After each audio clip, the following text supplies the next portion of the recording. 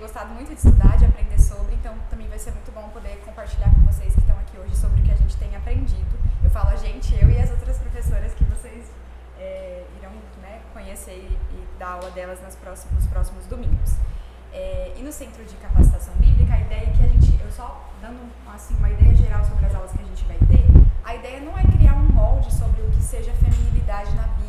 A ideia é que a gente entenda as perspectivas de Deus sobre as mulheres e que com isso a gente consiga se conduzir de uma maneira que seja biblicamente coerente. Então a gente não está aqui para lançar tendências, nós estamos aqui só para observar as escrituras e ver o que elas dizem sobre o que seria ser mulher.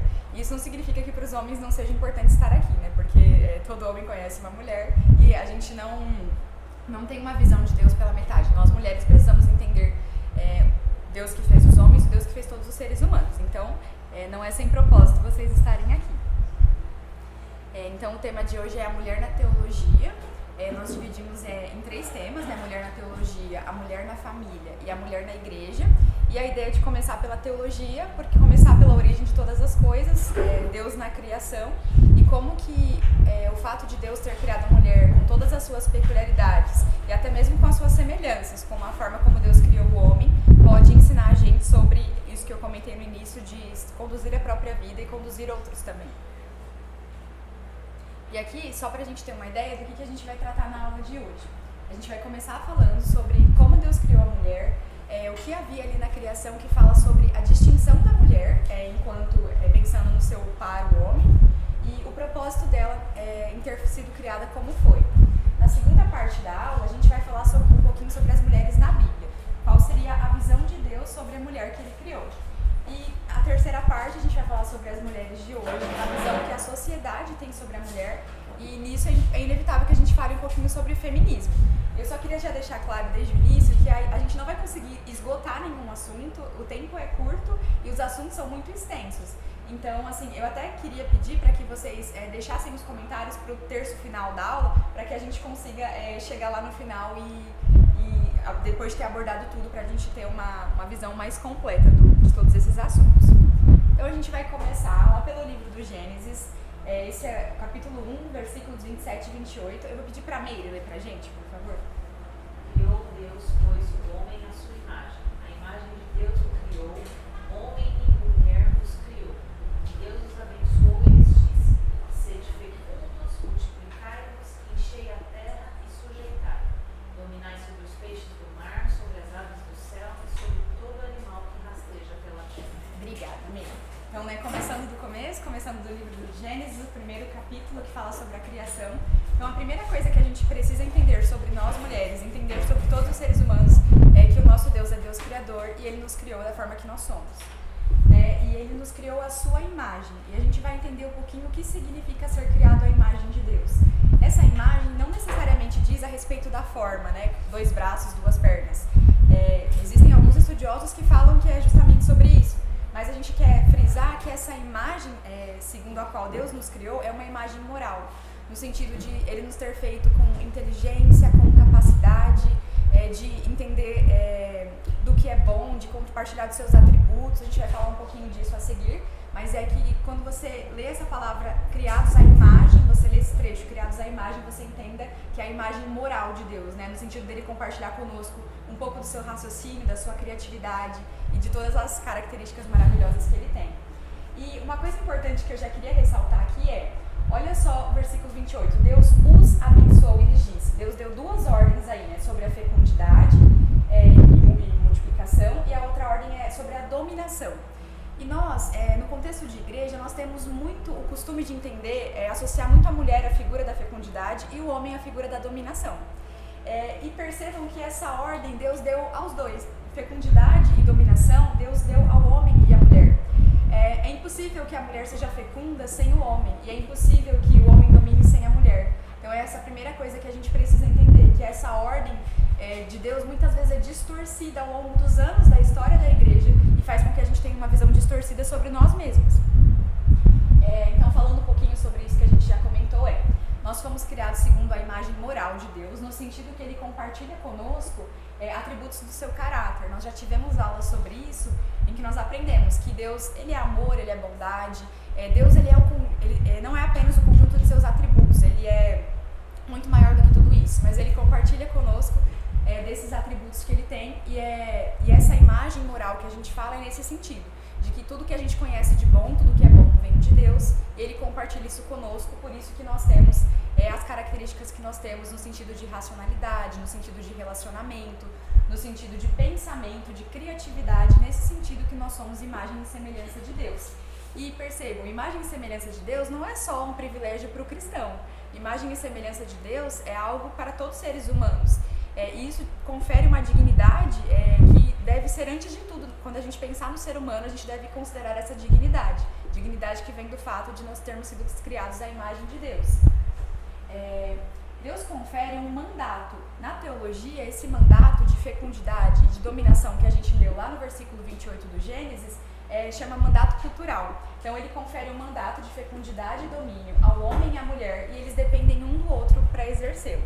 Essa é a primeira ideia que eu gostaria que a gente aprendesse, olhando só para aqueles 2 primeiros versículos do livro do Gênesis.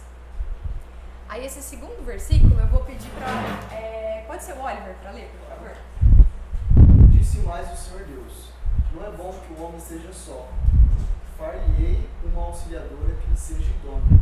Então esse versículo também é muito famoso, é muito usado no contexto do casamento, mas é importante que a gente entenda que, por mais que aqui o contexto específico seja de fato Deus criando Eva para ser uma companheira para Adão, mas aqui nós temos características que não dizem respeito apenas ao casamento. Quando a gente tem essa palavra auxiliadora e idônea, primeira coisa que eu gostaria que a gente entendesse, quando a gente ouve a palavra auxiliadora nos dias de hoje, a gente tem uma conotação negativa para essa palavra.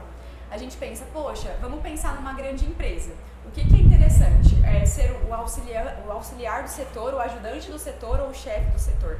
A gente imagina essa palavra com uma carga negativa, com uma carga, a mulher é subalterna, a mulher ela foi criada de uma forma secundária. A gente tem muito essa ideia, mas não é essa ideia que o versículo traz. E é importante justamente que a gente estude isso para a gente perceber. Aqui eu não estou falando sobre o papel da submissão, são coisas diferentes. Aqui eu estou falando especificamente sobre essa palavra, que às vezes é entendida como uma carga negativa, mas não é a carga que a palavra traz. E é por isso que é tão importante que a gente estude a palavra. E a gente também vai falar sobre a palavra idônea. Pela primeira vez, Deus pesquisou o que tinha feito e disse: não é bom, isso é, que o homem esteja só. A gente começa dizendo aí que nesses capítulos iniciais do livro de Gênesis, tudo que Deus criava, Ele dava uma sentença para a criação. Então Ele criava a separação entre a luz e as trevas e dizia: é bom que seja assim. Ele dizia: Deus viu que era muito bom o que fez. Falava sobre a satisfação de Deus com aquilo que Ele estava fazendo.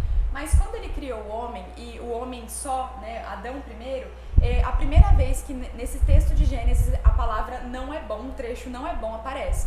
Ou seja, quando Deus cria Adão e sozinho, Ele diz não é bom. E a partir disso, a vontade de Deus é manifesta na criação da mulher. E Deus caracterizou uma mulher de uma forma que ela não caracterizou o homem. Aqui é a primeira vez que a gente está fazendo uma distinção. Até então, a gente falou das coisas que são comuns. Homem e mulher são imagem de Deus, homem e mulher compartilham atributos do caráter de Deus. E agora a gente está falando de uma coisa que distingue homem e mulher, que são justamente as palavras auxiliadora e idônea. E a auxiliadora, no hebraico, é essa partícula ezer, tá? Eu não sei se essa é a pronúncia correta, essa palavrinha entre parênteses. E essa palavra diz sobre ajuda, sobre socorro, o significado original dela. E idônea literalmente significa face a face, ou seja, que está diante do homem, Então uma auxiliadora é uma ajudadora, uma prestadora de socorro que lhe seja idônea, que lhe seja semelhante, que esteja como diante dele. Então a gente sabe com esse texto também que a mulher e o homem não foram criados ao mesmo tempo, eles foram criados em momentos diferentes. Não sabemos qual é o espaço de tempo desses diferentes momentos, né? E a mulher, essa palavra ali que está entre parênteses é do hebraico, Ishash, foi tirada do homem, que significa Ish. É justamente essa ideia de uma coisa não dando origem à outra, mas uma vindo da outra, mais ou menos semelhante. Apenas depois de criar a ambos é que Deus declara sobre tudo o que fizera. Eis que era muito bom. Então a gente viu lá a diferença. Deus tudo que criava dizia que era bom. Quando ele viu Adão sozinho, diz não é bom. E quando ele cria os dois juntos, finalmente ele diz é muito bom que seja assim. Então, para que a gente também entenda que eu já ouvi muitas vezes, Deus criou o homem primeiro porque é primeiro o rascunho e depois a obra-prima. Ou Deus criou a mulher depois porque a mulher é menos importante do que o homem. A gente nunca pode pensar nessa lógica, é apenas uma ordem, que Deus ele não nos dá motivos para saber por que dessa ordem ser assim, mas nós não podemos tirar conclusões disso. E se a gente pensasse que a mulher é menos importante por ter sido criada depois, então o homem seria inferior aos animais, porque os animais foram criados primeiro. E não existe essa distinção na Bíblia, a gente não pode tirar dela coisas que não estão ali presentes, né? E eu queria frisar bastante essa palavra Ezer justamente pela conotação negativa que ela traz. Essa mesma partícula que é descrita na Bíblia para caracterizar a mulher como auxiliadora, ela é descrita para caracterizar o próprio Deus nesses trechos que estão sublinhados. É a mesma palavra. Bem-aventurado aquele que tem o Deus de Jacó por seu auxílio, por seu Ezer, cuja esperança está no Senhor seu Deus. É um versículo de Isaías. A tua ruína, ó Israel, vem de ti, e só de mim o teu Ezer, o teu socorro. Olha que coisa linda e maravilhosa Deus ter feito a mulher como uma Ezer. Não como um Deus, isso não é o propósito de dizermos isso, mas que essa partícula que para muitos é vista com a conotação negativa, com o sentido de ser subalterno, para Deus é um atributo que ele usa em defesa do seu povo. É algo que ele usa para se mover à necessidade do seu povo. Então foi esse mesmo atributo que Deus destinou a mulher para seguir. E não que Deus não tenha feito homens na condição de ajudadores, mas enquanto criação, quando nós fomos criadas, ele nos designou para isso. E não apenas no contexto do casamento. Isso é um modelo criacional, é um modelo para toda mulher. Essa palavra em específico que Deus nos designou para viver segundo ela. E aqui tem um trecho da Francine, um trecho de um livro dessa escritora brasileira, que chama Ela, a Imagem dele. É um livro que a gente estudou bastante assim, para preparar a aula, e é muito bom, eu recomendo inclusive. E olha só o que ela diz. A mulher não é uma auxiliadora dispensável ou opcional. É uma ajuda absolutamente necessária para que a vontade de Deus em relação aos seres humanos se cumpra sobre a terra. Você consegue perceber como não se trata de inferioridade ou subordinação, mas de auxílio, no sentido de que sem a mulher, o homem não pode vencer? Então, para que a gente entenda, a gente está desfazendo algumas construções que muitas vezes não são aquelas que estão na palavra de Deus sobre o que significa ser mulher. E é importante que a gente entenda isso à luz da Bíblia, e não à luz de outras ideologias, né, tipo, que são seculares e que muitas vezes vão também criar uma compreensão distorcida do que seja a palavra. Alguém quer comentar alguma coisa até o momento?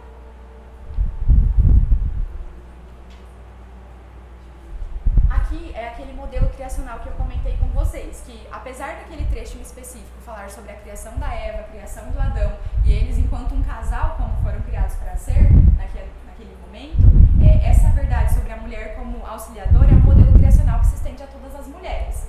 Todas nós somos chamadas para atuar como auxiliadoras, mas isso não deve restringir os papéis que as mulheres podem ocupar na sociedade. Essa distinção que a mulher tem em relação ao homem como auxiliadora não significa que ela não possa desempenhar papéis de liderança. Então, assim, a gente não pode partir disso e tecer considerações, opiniões que não são bíblicas. A palavra do Senhor não caracterizou que a mulher não pode, por exemplo, ser uma mulher na política, que a mulher não pode ser líder de uma empresa. São coisas diferentes. Deus criou diferenças de papéis? Criou de fato. Mas nós não podemos usar essas diferenças de papéis para tirar conclusões que não são bíblicas, sobre as quais a palavra de Deus não diz nada. Sobre essas posições em específico de autoridade na sociedade. É diferente quando a gente fala do casamento, da igreja, mas a gente não pode tecer conclusões precipitadas sobre o que a palavra de Deus não diz. E no contexto da igreja local, essa verdade criacional da mulher como uma auxiliadora pode ser observada em operação plena na vida de irmãos e irmãs, casados e solteiros, por meio da parceria entre mulheres que ajudam ativamente todos ao seu redor e homens que recebem e apreciam dessa ajuda, ou essa ajuda. Então percebe que a gente está falando sobre serviço, a gente está falando sobre uma disposição em servir. E essa disposição não deve ser vista como negativa. Antes de tudo, nós todos cristãos fomos chamados a servir. O Senhor Jesus foi o maior exemplo de serviço. A gente viu muito isso na conferência de mulheres, né, sobre o Senhor Jesus servindo.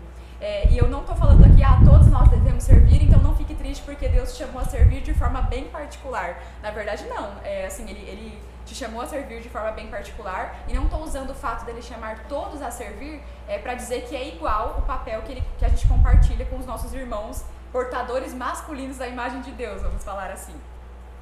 Vamos lá. E aqui a gente começa a falar um pouquinho sobre a mulher, a visão de Deus sobre a mulher.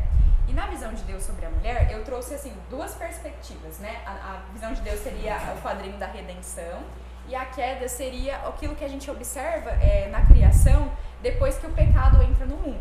Para que a gente consiga perceber que existem diferenças mesmo na Bíblia, na perspectiva humana. A Bíblia retrata perspectivas humanas. E a Bíblia relata a perspectiva divina. O que isso quer dizer? Nós vemos em muitos momentos, por exemplo, Israel, o povo de Israel enquanto nação, destinando um tratamento pecaminoso às mulheres e também a qualquer ser humano. Isso não significa que Deus é conivente com esse tipo de situação. A Bíblia relata e registra esses acontecimentos, mas a Bíblia também mostra a perspectiva de Deus sobre esses mesmos acontecimentos. E é isso que eu quero distinguir quando a gente fala de queda e quando a gente fala de redenção. Então, falando um pouquinho sobre a queda. Quando nós olhamos para a figura de Eva, Eva é uma figura conhecida não só no contexto da igreja e do cristianismo, mas é uma figura quase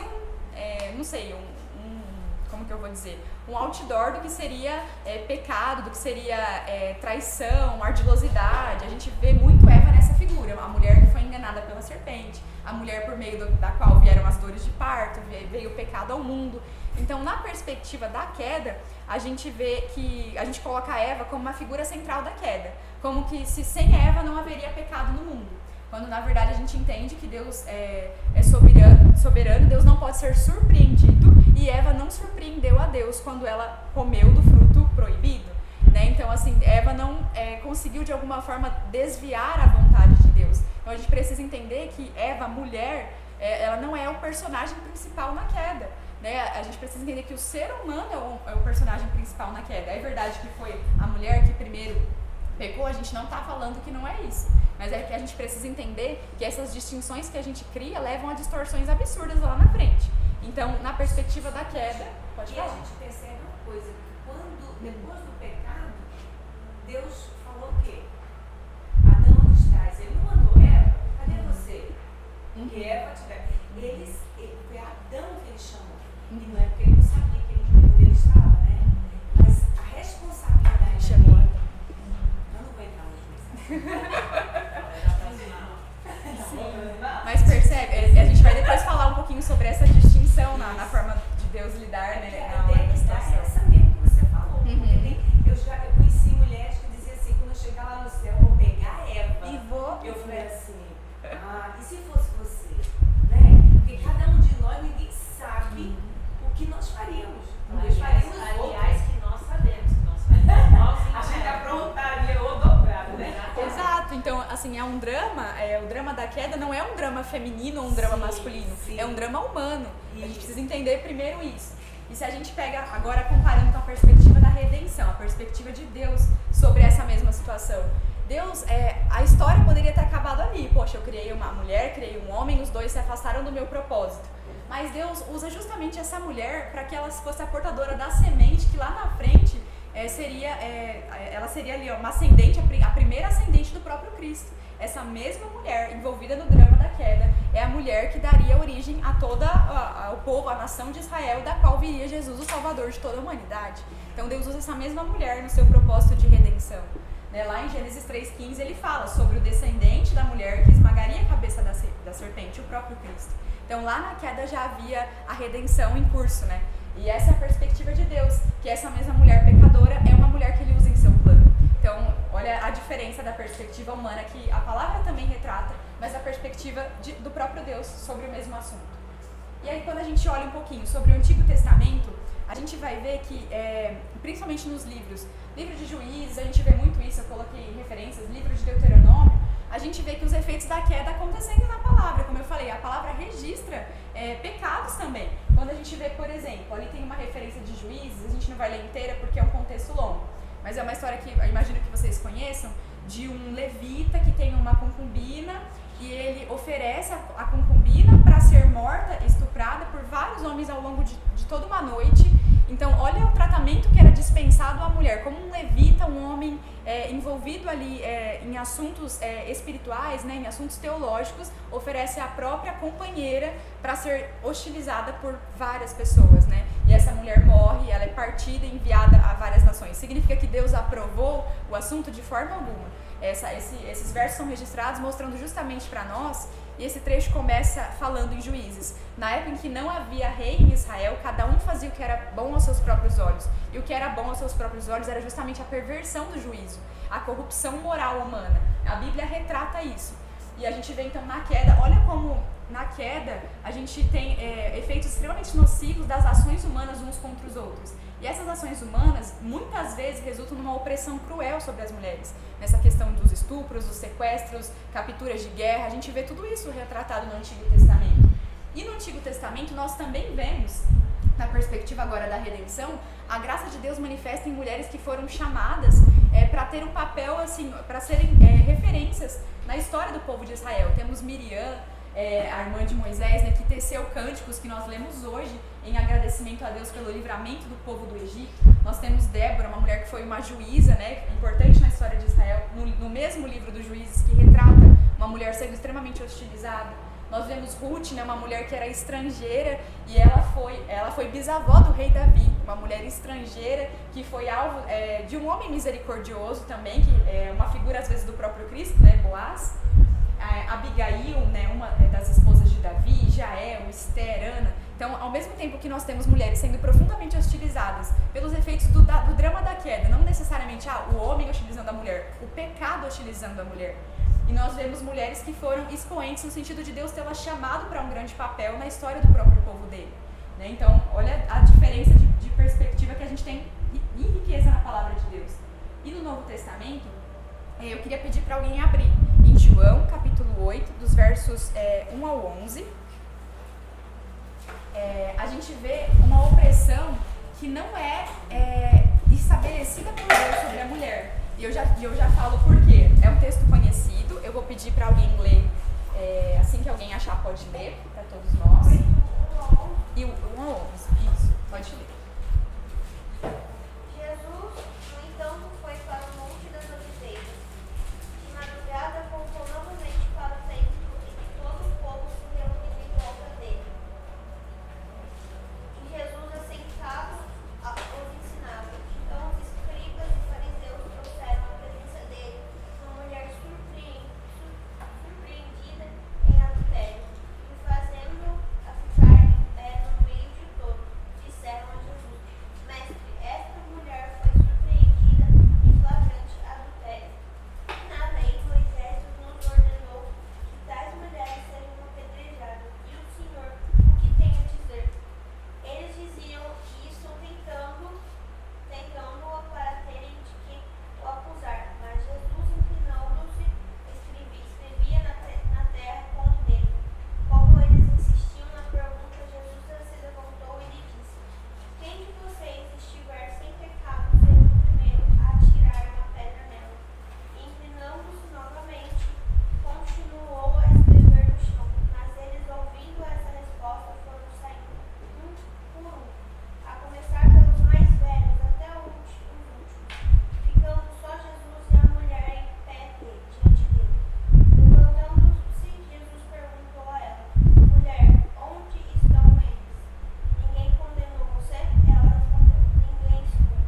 Então Jesus disse: Também eu não a condeno. Vá e não peque mais. Obrigada. Então esse é um texto conhecido e eu escolhi trazer ele para que a gente note uma coisa. Existe uma diferença na forma como as mulheres são vistas no Antigo e no Novo Testamento. No Antigo Testamento nós temos mulheres que elas foram expoentes e que elas eram citadas, elas eram respeitadas, como eu citei, essas mulheres que eu citei ali entre parênteses. Mas no Novo Testamento nós vemos um tratamento muito diferente dispensado às mulheres naquela sociedade judaica em que Jesus esteve, no tempo em que ele esteve aqui. E essa opressão, ela não é biblicamente definida. Essa opressão, depois a gente vai falar sobre uma das figuras relacionadas a ela, é uma opressão que tem muito a ver com a tradição dos fariseus, que era uma tradição também que fazia essa distinção e colocava na personagem Eva, né, no portador feminino, né, na portadora feminina da imagem de Deus, toda a responsabilidade da queda, e isso trazia implicações na forma como as mulheres eram vistas na sociedade. E por que eu falo isso citando esse trecho? Porque essa mulher que foi surpreendida em adultério foi levada a Jesus para ser apedrejada conforme a lei de Moisés. Mas a lei de Moisés dizia que o homem e a mulher surpreendidos em adultério deveriam ser levados para o apedrejamento. Então, só a mulher foi levada. Será que esse homem fugiu? Será que fizeram vista grossa e não levaram esse homem diante de Jesus? Apenas a mulher foi levada. Nós não sabemos, nem temos referência do que teria acontecido a esse homem, com quem ela foi surpreendida em adultério. Então, assim, segundo a lei, se Jesus fosse cumprir a lei nessa situação, ambos deveriam ser apedrejados. E Jesus, nessa situação, ele fala, né, para a mulher: onde estão os teus acusadores? Ninguém aqui é sem pecado. Como Jesus, conhecendo algo que nós, às vezes, não temos a chance de ver, é claro que a palavra não traz isso, nós não sabemos desse homem, eu estou aqui conjecturando, mas para explicar que esse trecho ajuda a gente a entender que existe uma diferença na forma como a mulher é vista e o homem é visto na sociedade judaica, e isso não é biblicamente estabelecido. Essas são distorções que foram acontecendo ao longo da história e que culminaram no tratamento que era dispensado às mulheres.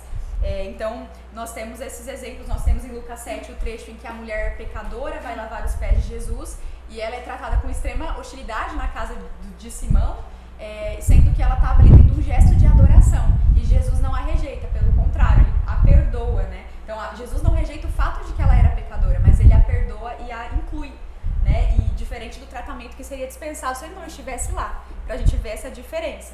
E essa é a perspectiva da queda, mas na perspectiva da redenção, na perspectiva do próprio Deus sobre a mulher, Jesus aceita e inclui as mulheres. Por que inclui? Porque em algum momento elas foram excluídas do papel, do plano redentor de Deus, além de deixar claro que elas têm um papel em sua obra. E a gente vai ter isso mais claro daqui a pouquinho. Eu trouxe esse Ben Sira, ele foi uma das pessoas, assim, que foi, como que eu posso dizer, foi um expoente dentro dos fariseus. Os fariseus eram um partido de judeus, né, um partido que pregava a tradição oral da transmissão das leis de Moisés e muitas tradições que não eram tradições bíblicas, tradições humanas, que muitas vezes resultavam em opressão para quem as ouvia, né, naquele contexto da sociedade judaica na época em que Jesus viveu. Mas os fariseus, eles não começaram ali, eles não começaram a existir naquele período.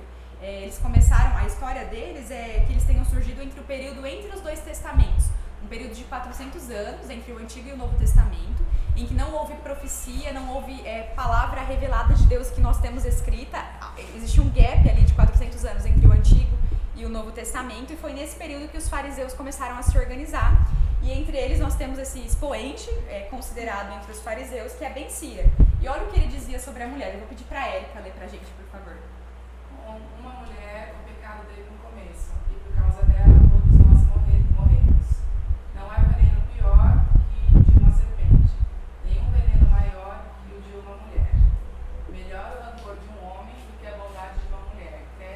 As mulheres dão lugar à vergonha e à reprovação. Pois é, então olha que interessante, esses escritos foram feitos por um líder religioso judeu, que deu origem aos fariseus, que eram os mesmos fariseus que transmitiam a lei de Moisés, tinham influência desses escritos. Então a mulher passou a ser segregada, que a gente tem historicamente, no período entre os testamentos. Por isso que no Novo Testamento a gente encontra um ambiente, de certa forma, hostil à mulher, bem hostil. Então, e assim, biblicamente a gente já viu no início da aula que isso não tem razão de ser. Isso aqui é uma tradição puramente humana, a gente não tem na Bíblia respaldo para esse tipo de situação.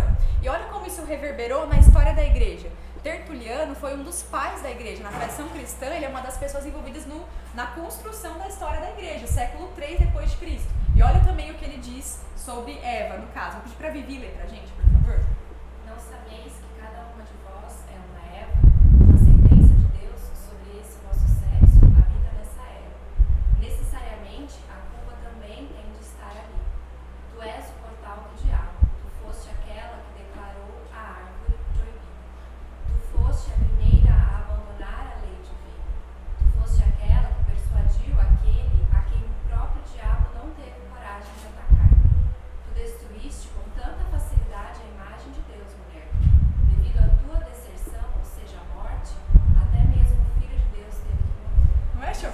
ler isso? E assim, isso foi escrito por um dos pais da igreja, no sentido de uma figura histórica importante para a construção da igreja. Não dá pra gente dizer que isso não reverbera até os dias de hoje, na forma como a mulher é considerada e vista. Então, essa opressão que a gente fala não é um discurso de justiça social, ela realmente acontece por conta de distorções da palavra, e a palavra não nos permite fazer essas afirmações. E aí, a gente precisa entender isso, porque se a gente entender bem as escrituras, a gente não vai dar ouvidos a distorções como essas. Aí vamos pegar agora uma visão coerente, né, equilibrada da Francine. Ele ainda não tinha Jesus. No Tertuliano, no caso, tinha, mas... O Tertuliano tinha, sim. né? Mas eu digo assim, ele ainda não estava reconhecido como filho de Deus, eles estavam questionando, né? Então eu fico pensando, tem todo um sentido baseado nessa queda. Nesses efeitos da queda, né? E por isso a gente entende como esses povos oprimia mesmo as mulheres. Sim. Né? Hostilizava. Sim. E a gente vai ver que Jesus fez muito diferente. A gente vai estudar um pouquinho sobre isso também. E olha que lindo que a Francine, né, uma escritora aí contemporânea, ela vai dizer sobre essa mesma perspectiva sobre as quais eles estavam falando. Tati, você pode ler pra gente? Ainda que vossa amada lei permaneça inalterada e permaneça na herança de toda a filha de Eva, também herdamos uma natureza pecaminosa. Poderia ter sido o nosso fim apenas algumas páginas após o começo, mas Deus é rico em misericórdia. Eva passaria a levar consigo a santa semente da qual o Redentor nasceria, no tempo determinado por Deus.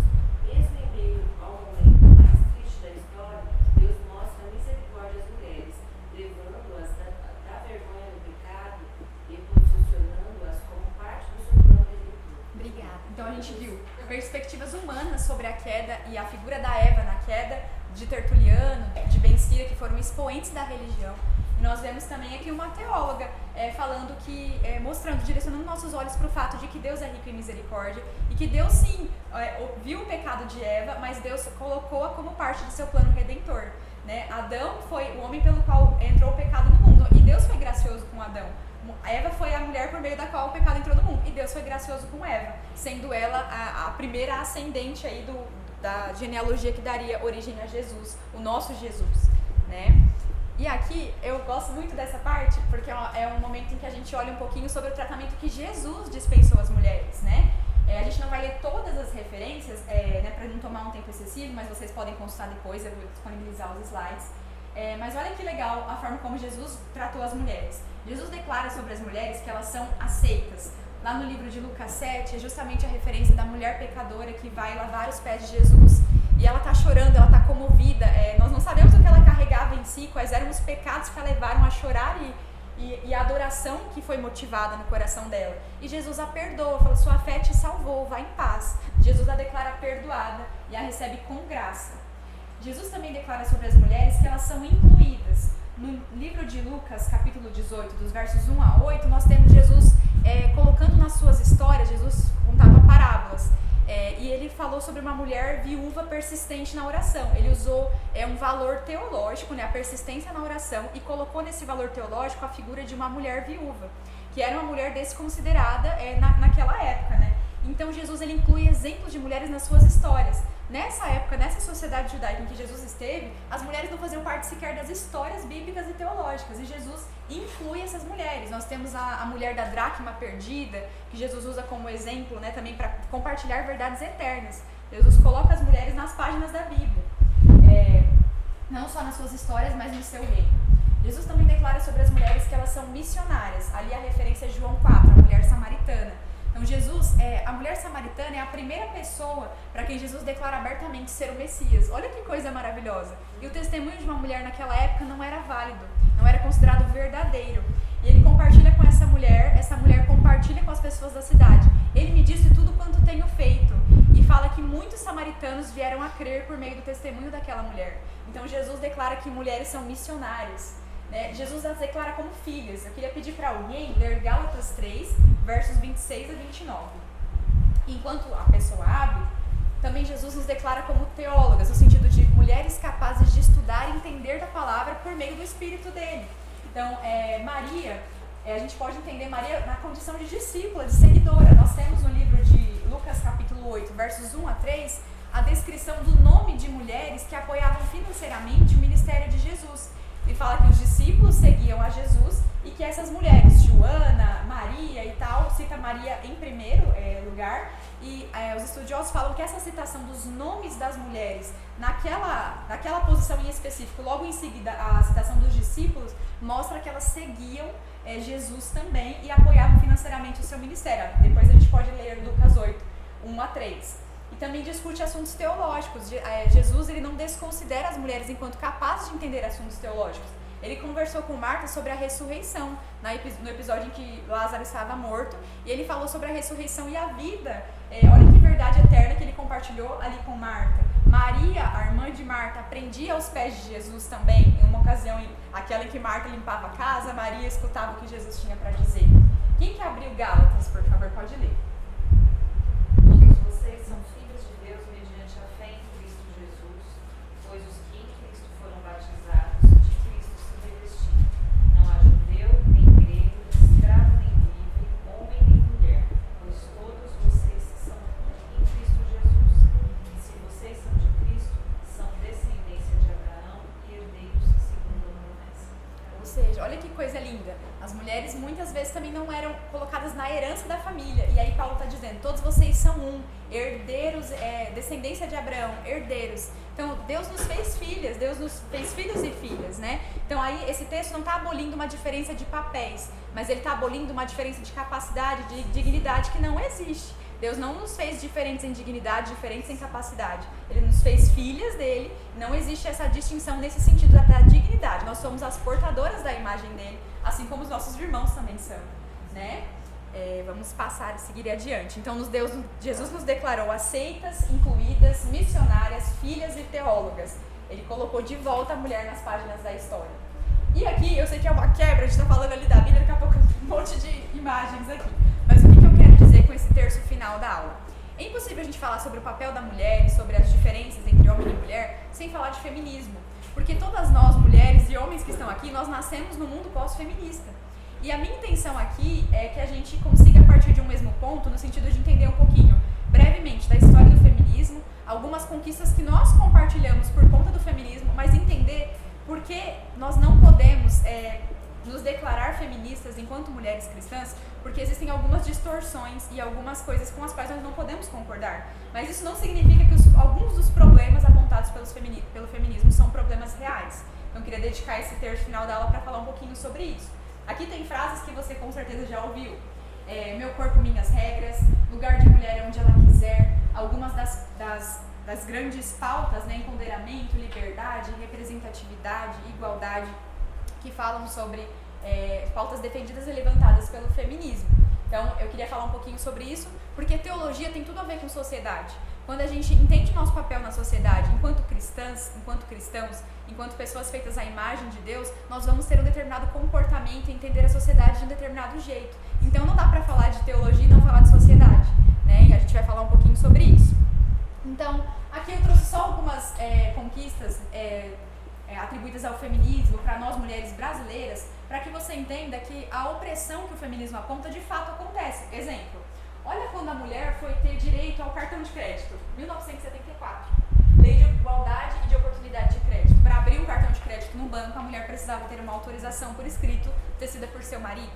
Então, assim, realmente havia uma distinção. Por que uma mulher não era considerada capaz de ter um cartão de crédito? Não é mesmo? Lá em 1827, foi que as mulheres tiveram direito à educação básica, ou seja, colegial, ensino fundamental. Em 32, que a mulher foi ter direito ao voto. Você imagina que há alguns anos atrás a mulher não tinha direito a votar? Quase metade da população brasileira. Em 1988, foi que as mulheres foram consideradas cidadãs iguais aos homens na Constituição brasileira. Só em 1988 que a mulher é considerada igual na Constituição. Isso é muito recente, muito novo. Então essa opressão de fato acontece. 2006, aqui é criada a Lei Maria da Penha, que existe uma lei em defesa da mulher que sofre violência, né, principalmente no ambiente doméstico. 2018 é que surge a lei contra a importunação sexual feminina. Quem anda de metrô em São Paulo já deve ter ouvido. Essa lei é muito citada no próprio metrô. Então, às vezes, o assédio cometido em transporte público não era nem sequer considerado crime até 2018. Então, olha como, de fato, existem muitas distorções na sociedade a respeito das mulheres, né? E só pra gente entender um pouquinho, o que é o feminismo? É um movimento que busca a igualdade social, política e econômica entre os gêneros e visa combater abusos e discriminação contra as mulheres. Se a gente só partisse desse único ponto, não faz sentido? Não é interessante que haja um movimento que combata, que busque igualdade, isso é justiça, isso é óbvio, e que vise combater abusos e discriminações? Me parece até então óbvio. Mas a grande questão é, eu não posso me debruçar apenas sobre uma definição e com ela me guiar segundo ela sem ver o que existe além disso. Né? É óbvio que todas nós queremos igualdade, queremos que as mulheres não sejam alvos de abusos e discriminações por serem mulheres. Mas as distorções começam quando as causas que são atribuídas a esses problemas, a essa desigualdade que existe. Vou citar uma delas. A estrutura que manteria esses problemas todos de desigualdade das mulheres e de discriminação que elas sofrem é considerada o patriarcado, que é a dominação e os privilégios que os homens desfrutam dentro do espaço familiar. Vou até ler um trechinho aqui que fala um pouquinho mais sobre esse patriarcado. Para as feministas radicais da década de 70, a raiz da opressão das mulheres estava no patriarcado, um sistema de crenças e organização da sociedade em que os homens, enquanto categoria social, exercem poder e dominação sobre todas as mulheres, explorando-as de diversas maneiras. A família e o papel da mulher na procriação seriam a fonte primária da subordinação feminina. Então, qual que é o problema de identificar toda a opressão que a mulher sofre no patriarcado? Estou falando que o patriarcado não é um problema? O que eu estou falando não é isso que eu estou dizendo. O que eu estou dizendo é que quando a gente fala que o papel da mulher na família é o problema da opressão que a mulher sofre, quando eu falo que submissão feminina é o problema da opressão que a mulher sofre, ou quando eu falo que os homens são a causa de toda a opressão que a mulher sofre, isso é uma distorção. Porque nós cristãos precisamos entender, da mesma forma que a mulher, Eva, não é o drama central na queda, o homem não é o drama central na queda, na corrupção moral que nós vivemos hoje. O pecado, sim, é o responsável por isso. E a gente precisa dar nome aos bois, para que a gente não caia em distorções e acredite em coisas que não são biblicamente corretas. Esse é o verdadeiro ponto. E aqui eu trouxe alguns dos problemas que são identificados pelo feminismo. Esse é um documento de 2021, uma notícia que reuniu pautas defendidas pelo feminismo recentemente. Então elas identificaram quais são os problemas que o feminismo deve combater hoje. O machismo, a misoginia, que seria a aversão ao feminino, o feminicídio, que é a morte de mulheres, a violência doméstica, o abuso e o assédio sexual, a desigualdade salarial, o desemprego e a falta de autonomia dos corpos femininos. Se você bate o olho em algumas dessas coisas, são problemas reais. O machismo é um problema, no sentido de que a mulher vai ser discriminada pelo fato de ser mulher. Isso é um problema de fato. Não é pecado chamar de problema o que o feminismo chama de problema. A gente não pode ter essa visão de extremos, né? Violência doméstica é um problema, pelo amor de Deus, se a gente não entendesse que algo estaria muito errado com a nossa fé. Né? Desigualdade salarial é um problema? Sim, é um problema. Mas existem nuances aqui que a gente não consegue ver só com essas pautas. Por exemplo, a falta de autonomia dos corpos femininos, que é uma das pautas defendida pelo feminismo, ela dá margem para a defesa do aborto, que é algo que nós não podemos defender, que é a morte de uma criança no ventre de sua mãe. Nós entendemos que muitas mulheres sofrem por conta de gravidez indesejada, isso é um problema? É um problema, mas matar uma criança no ventre e resolver o problema? De forma alguma. Então percebe que a gente tem nuances que a gente não consegue defender, por isso que a gente não pode abraçar com unhas e dentes o movimento feminista e se declarar segundo ele, porque existem distorções que a gente precisa observar de perto. Eles usam bases legítimas, Sim, direitos legítimos, com certeza, para camuflar por trás, gente. É tão sujo que depois que a gente começa a ler e se inteirar, é absurdo, sabe? Então, assim, realmente a gente precisa ver, existe base nisso coerentemente, né? Isso tem a ver com a nossa fé, a gente não pode aceitar. Mas como o feminismo faz por trás, usa pautas para defender outros, como o aborto, ideologia de gênero. Exatamente. E tudo mais. E toda vez que a gente fala de uma ideologia, a gente não pode pegar as partes que a gente gosta nela e falar assim, eu sou feminista porque eu defendo a igualdade da mulher, mas isso aqui eu não gosto muito não, mas eu sou feminista. Então, se fosse assim, eu diria, eu sou cristã, eu não acredito que existe céu e que existe inferno, por exemplo, mas eu gosto da ideia de Jesus me salvando de alguma do meu pecado. Não tem como eu defender partes de uma mesma coisa e não defender todas as outras. Então, se você quer se declarar feminista, tem que ter uma coerência entre aquilo que é acreditado, né? Então, por isso que é a questão. Eu ia falar que Eu sabia, eu tava aí, eu tava de olho Jesus nessa. salvou. Jesus salvou, é bom. Eu tenho uma dica de livro pra falar depois, mas quando eu estava dentro do movimento, lá em 2012, 2013, tinha reuniões que a gente falava assim, não, a gente quer pautar que os homens participem. Só que eu me recordo que uma vez eu chamei um amigo para uma reunião, assim, quase que saiu no soco comigo por conta disso. E aí eu comecei a entrar em conflito com as meninas na época por conta disso. Era uma pauta muito bonita, assim, ao meu ver, porque eles queriam falar assim uma coisa que elas não apreciavam, que era cara da periferia, por exemplo. Queriam que os homens, tipo, soubessem que o feminismo, mas não deixavam.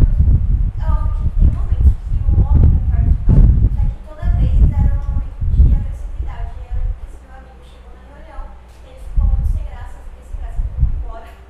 Senão a gente, tipo, não condizia com a fala, sabe? Sim, Mas eu existem acho essas que é incoerências. importante a gente estudar, não para se tornar feminista, mas para a gente ter que se Sim, faz parte de estar na nossa sociedade, conhecer do que ela coisas trata. vazias é ruim. E aí a dica de livro é uma que eu tô lendo, chama Feminilidade Radical. Que a Iraci tá lendo também, né? Muito bom. Muito bom. Quero ler. Entendi. Muito bom. E aqui, eu trouxe aqui algumas, esses são os problemas identificados, pautas defendidas numa manifestação que teve esse ano, aqui em São Paulo, e esse ato 8M, ele acontece em diversas capitais do mundo.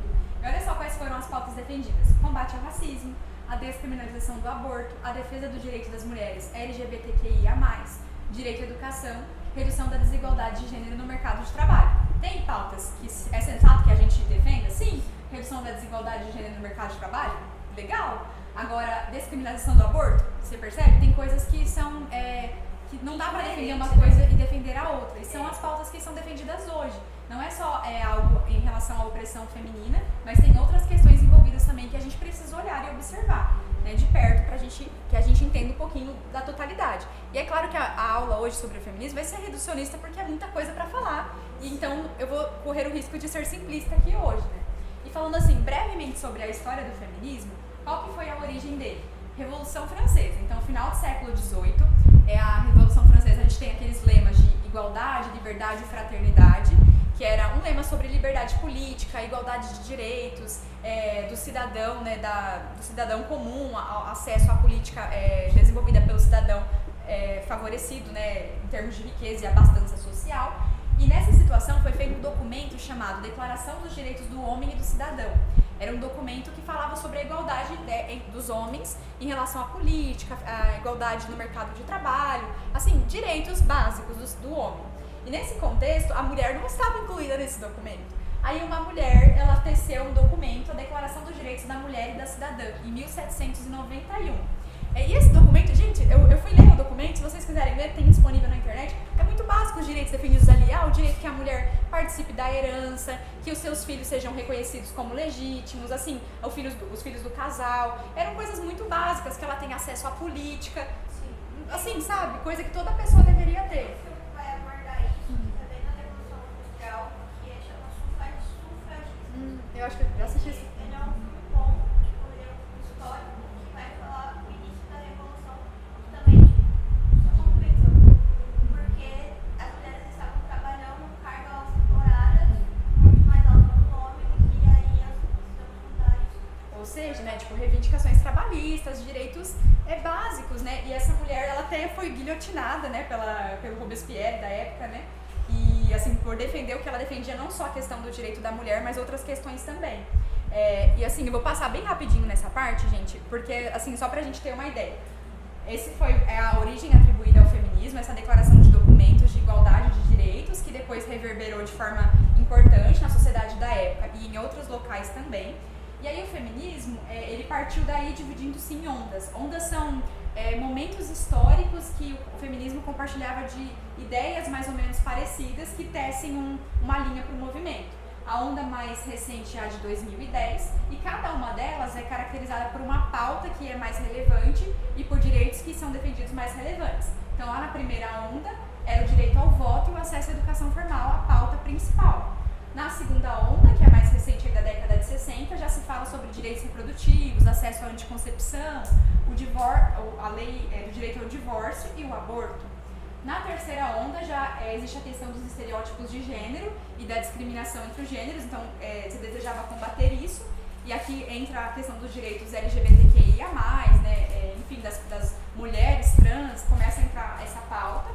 E na quarta onda, que é a mais recente, a gente tem um cyberativismo muito grande, que seria a defesa dessas pautas no ambiente das mídias digitais, nas mídias digitais, e a luta contra o assédio, a cultura do estupro, a violência contra a mulher, a opressão de gênero. Então já entram outras coisas. Existem vários feminismos, né? Não tem um feminismo só. Existem várias nuances e vários aspectos de diferenças de pautas defendidas. Eu tentei reunir só para a gente ter uma ideia na cabeça de como o movimento foi progredindo em assuntos ao longo do tempo.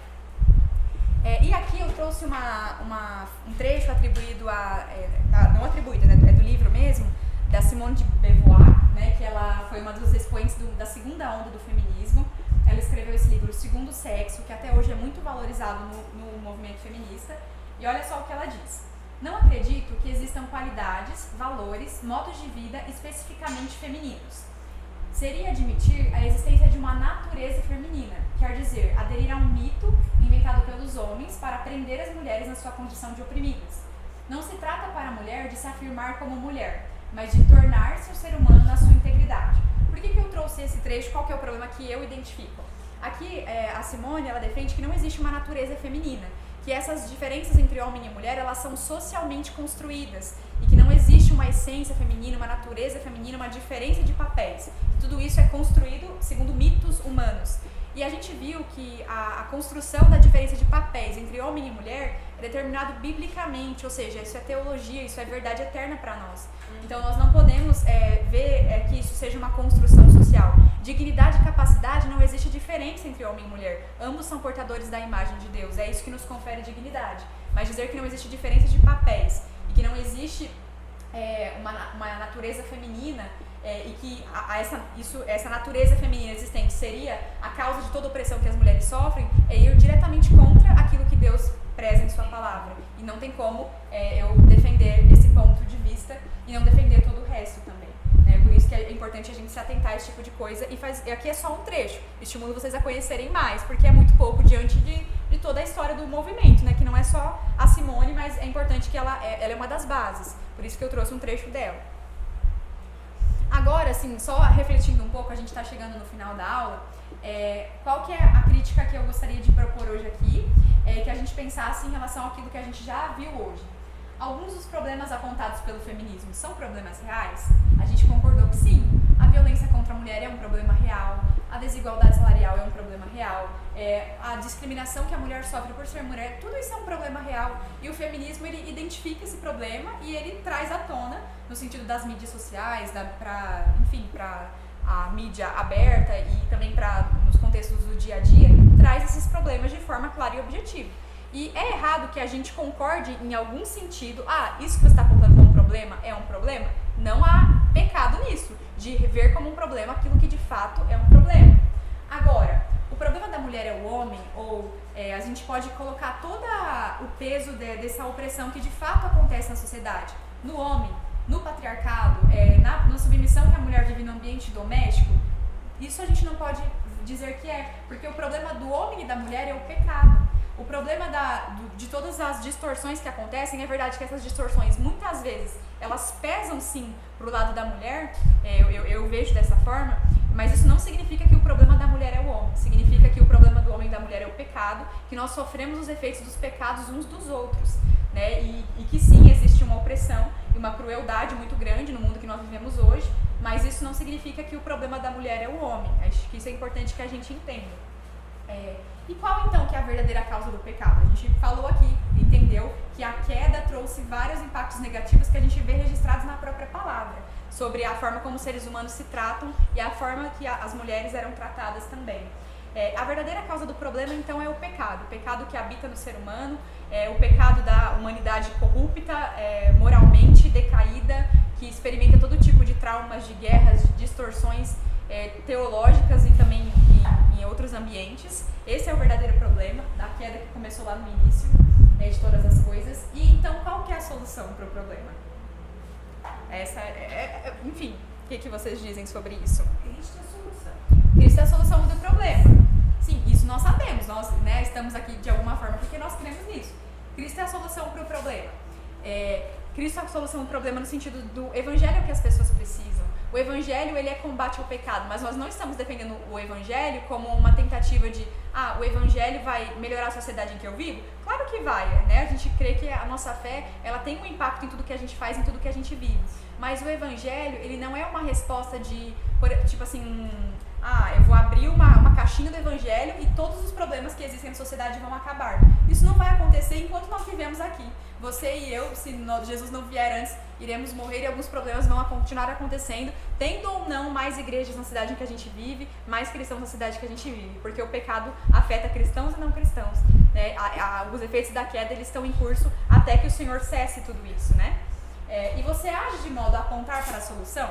Porque se você, como cristão, entende qual que é a natureza do problema, entende que nós precisamos dar uma resposta biblicamente correta à nossa própria vida e à vida das pessoas que estão ao nosso redor, o que você tem feito, né, para mostrar que a solução é o próprio Cristo? Será que na sua vida você acredita de fato nisso e vive de forma coerente a mostrar que a solução para o pecado que o homem e que a mulher enfrentam é o próprio Cristo? Então isso é importante que a gente entenda. E aí a Francine traz esse trecho que eu acho muito bonito. Precisamos apontar homens e mulheres oprimidos a Jesus e mostrar a eles onde nós encontramos a cura para as nossas próprias mazelas, na esperança de que eles também a encontrem. E devemos fazer isso ao mesmo tempo que lutamos, de forma prática, pela proteção e o bem-estar dessas pessoas a quem queremos evangelizar. Como dizer ao faminto, Jesus é o pão, sem de fato oferecer-lhe o pão físico. Da mesma forma, nós não podemos gritar aos defensores do feminismo, Jesus é a única resposta, sem lhes oferecer políticas públicas para a sua proteção e ouvir as suas denúncias. Então, assim, Jesus é o Evangelho, Jesus e o Evangelho são a nossa resposta, nós devemos evangelizar, é isso que nós devemos fazer em resposta ao problema que nós identificamos, mas isso não deve nos eximir de lutar, sim, para que direitos básicos, direitos óbvios sejam garantidos. Eu, como cristão, se eu vejo na minha igreja uma mulher sofrendo violência doméstica, eu vou falar, vou orar por você? Não, eu vou orar por você, eu vou denunciar, porque isso é um crime e você está sendo alvo desse crime. Então, assim, assim, eu tô dando um exemplo assim, sem, né, analisar todos os pontos, enfim, mas percebe que a gente não pode se eximir de lutar por direitos que são direitos óbvios, direitos básicos para mulheres, e apenas, né, dizendo, vou orar por você e não vou fazer nada a respeito. Acho que a gente precisa ter uma postura de entender o nosso papel no lugar em que nós estamos, entender que existem sim limitações nisso, mas a gente precisa também apontar o pão e apontar Jesus e oferecer o pão também, na medida que a gente consegue, né? E aqui eu trouxe um último trecho, que acho que é uma boa conclusão para a nossa aula. Por que a gente está falando sobre mulher, sobre diferença de papel? A gente falou sobre feminismo, parece uma salada na nossa cabeça. Mas por que a gente começou esse módulo de santidade na feminilidade falando sobre Deus, o Deus que nos criou, falando sobre como Ele nos criou, homens e mulheres, sobre a imagem que Ele compartilha conosco, a sua própria imagem? Porque para entender o ser humano, nós precisamos entender o autor do ser humano. Para que a gente entenda quem nós somos, a gente não precisa de recorrer a outros, nós precisamos recorrer ao próprio Deus. Né? Então, que a gente possa entender biblicamente quem Deus é, quem Ele nos chamou para ser, e por isso teologia é importante para que você se entenda. Né? E aí a Francine diz, Deus quer que olhemos para Ele de um modo que possamos conhecer o que significa ser mulher. Veja bem, se eu olhar apenas para mim mesma, eu terei uma visão incompleta. Se eu olhar para a sociedade como um todo, terei uma visão equivocada. Mas se eu olhar para Deus e buscar compreender quem Ele revelou ser, então serei capaz de compreender com clareza quem é essa pessoa que Ele criou. Então, quando você tiver em dúvidas sobre o seu papel como mulher, como homem, sobre o que a sociedade diz, o que tal pessoa diz, olhe para a palavra, olhe para Cristo, olhe para Deus, para quem Ele te chamou para ser, e se observe segundo essa palavra. Isso não vai te dar respostas claras no sentido de, alguns momentos, a Bíblia não tece considerações sobre tudo que nós temos hoje na sociedade, mas ela nos dá princípios que nos ajudam a nos reger, mesmo sobre as pautas que ela não fala. Né? Então, que essa palavra, essa verdade eterna, o próprio Cristo seja nos oriente, nos guie, para que a gente possa dar respostas bíblicas aos temas de hoje, né? Que está tudo muito interligado. E é assim que eu termino essa aula. E a próxima é Mulher na Família. A gente vai continuar, né, a santidade na feminilidade, e a última aula é sobre a mulher na igreja. Tá? Gente, eu terminei assim muito em cima da hora, então eu peço desculpa se não der tempo da gente fazer muito comentário, né, tirar dúvidas, mas... Meu amor, você conseguiu terminar, glória a Deus. Eu não consigo. Eu não sabia, eu pensei que não ia dar pra terminar, mas graças a Deus deu. Assim, exemplo, eu obedeci isso, eu sou terrível. Alguém quer fazer assim, um comentáriozinho pra gente descer? Alguma coisa, alguma dúvida? Eu acho muito, assim, muito pertinente o tema, sabe? É necessário. Eu tenho 72 anos e eu sinto essa sede de conhecimento, porque eu sou cristã, sempre fui, mas aqui dentro pede algo mais, né? Não como mulher apenas, mas como ser humano. A gente tem poder para mudar algumas pequenas coisas. Então, se cada uma fizer um pouquinho, né, a partir dessa visão mais aberta, mais informativa, eu acho que a gente vai mudando algumas coisas.